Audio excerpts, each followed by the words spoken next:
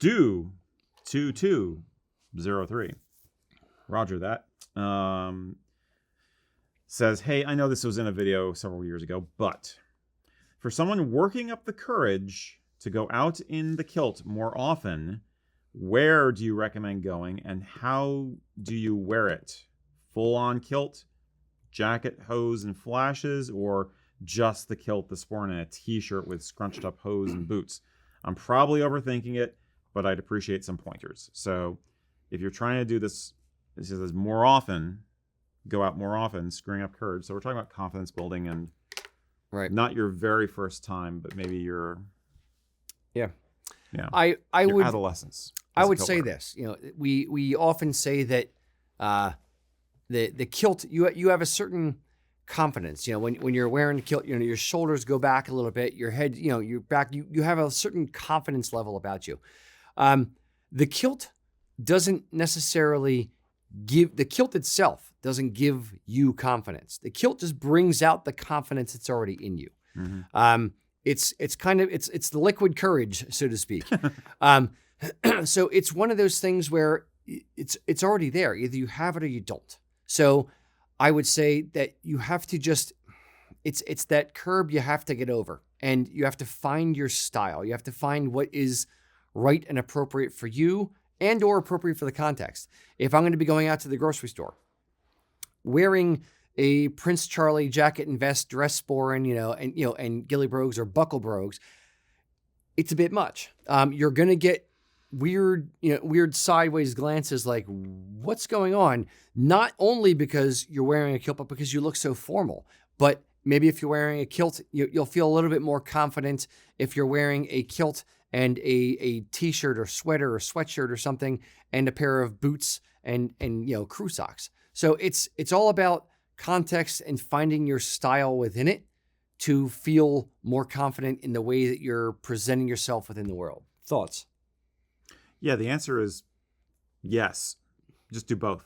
I think that in some ways there is a power to going a little more formal when you're starting out, because people either, you have a subconscious safety net of, they're going to think I'm going to a special occasion. They're going to think that I have to dress this way because I have to do a thing, or they're going to think I'm a bagpiper. So if you need a little bit of a backdoor kind of, for your brain, you've got that.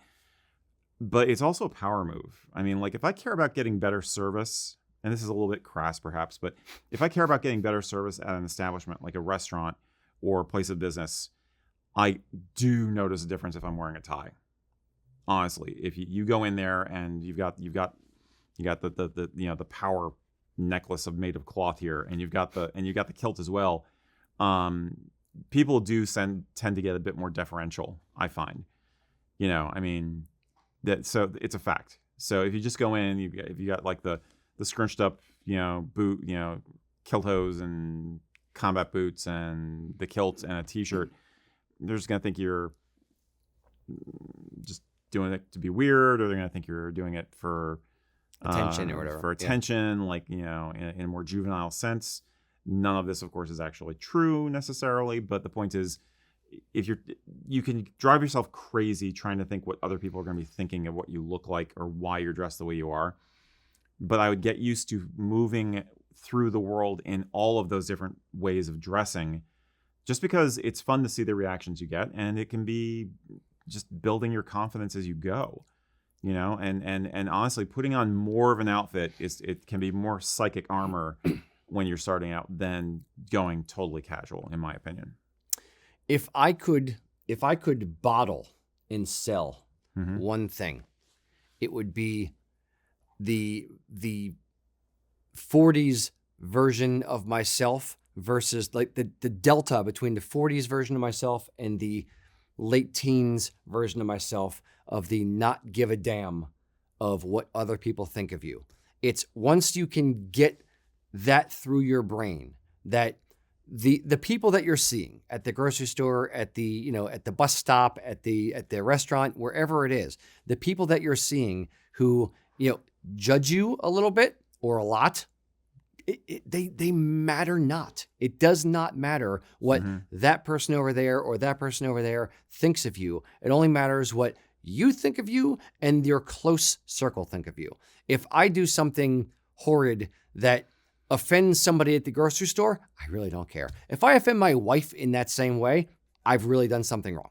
So it really doesn't matter what those people think of you. If you can get over that little thing, if you can just care less about others outside of a smaller circle, life gets a lot better. And you have a lot more fun doing what you want to do in life, period.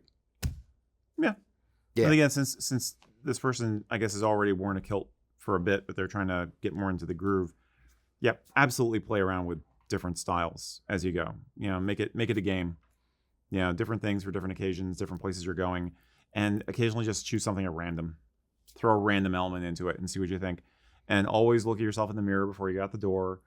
Wear the kilt around the house, like I always say, just, so you get used to how it feels when you're moving and when you're sitting, you're practicing sitting down and doing the sporran, arrangement and the apron arrangement when you sit down, stuff like that, so that it's not on your mind when you're out at, the restaurant or whatever. And as we always say, it also helps if you go out with other people around you, whether they're kilted or not. Go out with your friends. I would, and I'll take that direction and then go the exact opposite. Please do. As I do. I would say challenge yourself. Don't go out with friends.